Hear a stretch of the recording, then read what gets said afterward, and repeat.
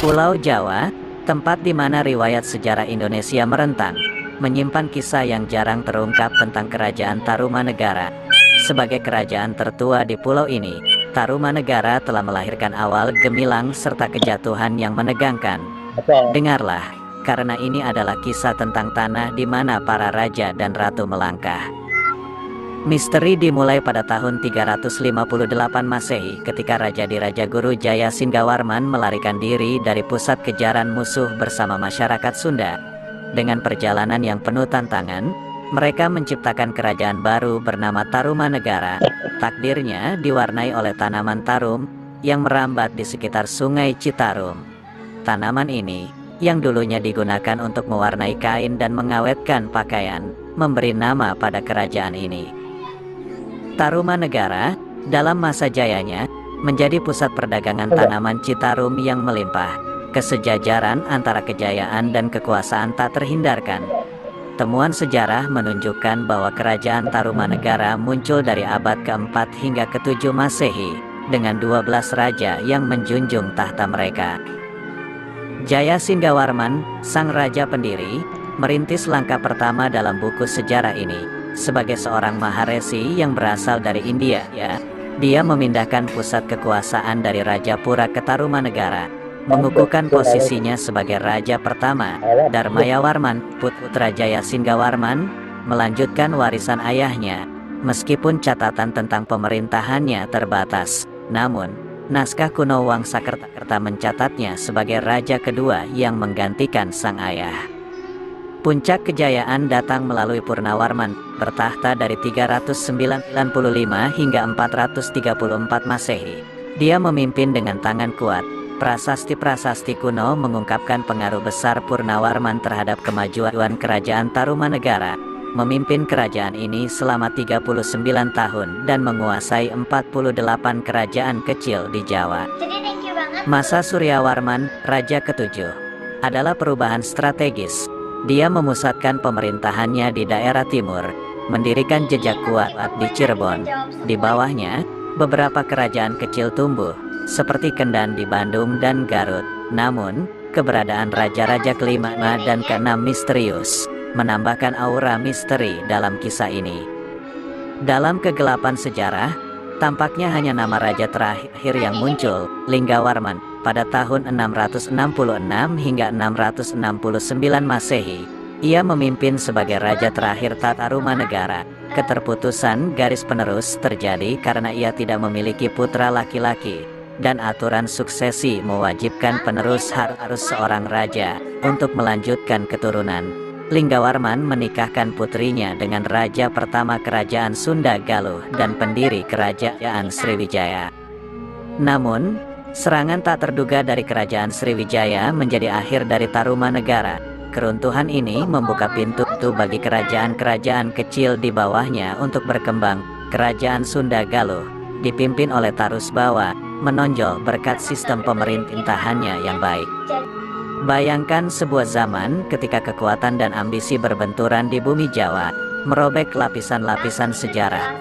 Tarumanegara, kerajaan yang telah menaklukkan langit-langit waktu, menemui saat-saatnya yang mengguncangkan dalam pemerintahan Kertawarman, 561 sampai 628 M.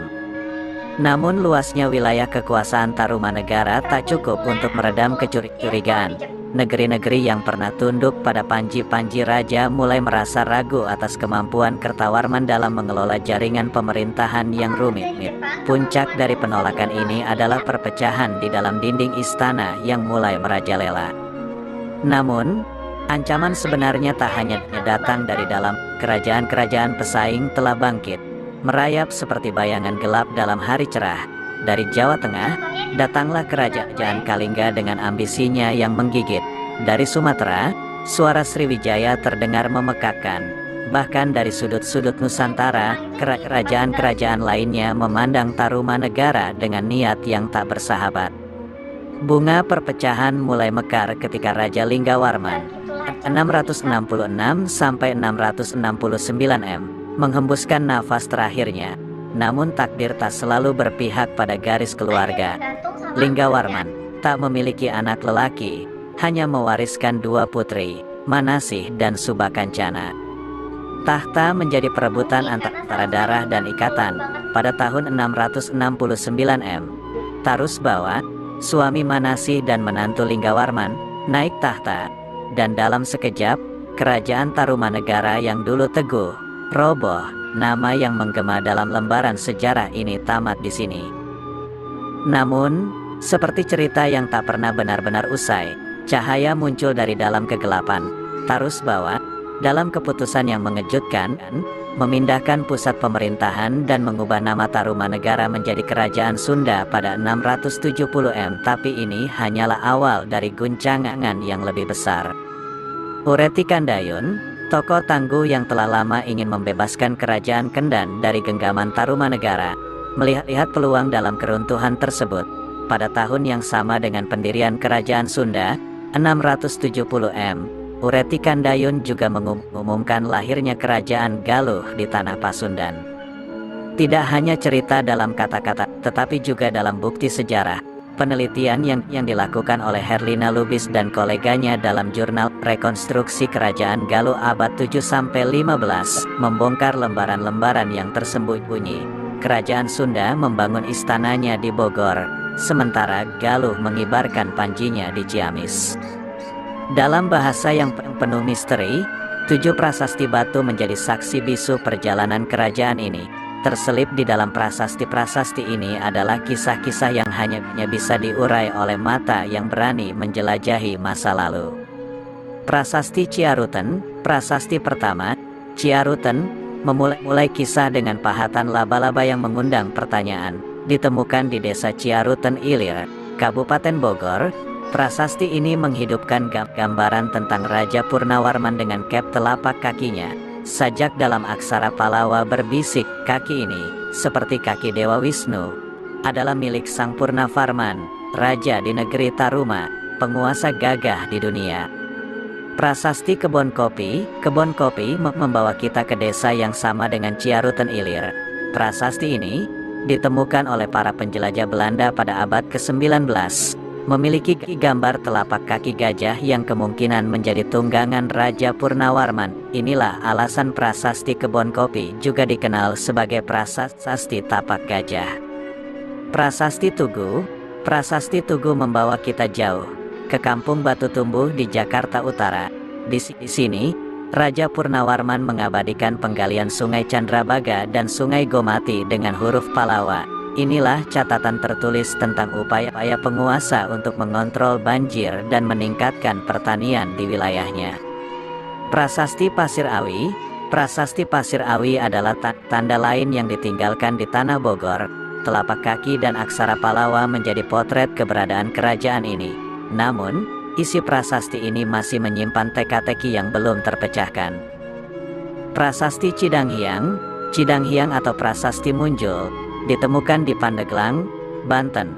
Dalam goresan-goresan hurufnya, pujian terpahat untuk Raja Purnawarman, mengukir jasa-jasanya dalam batu.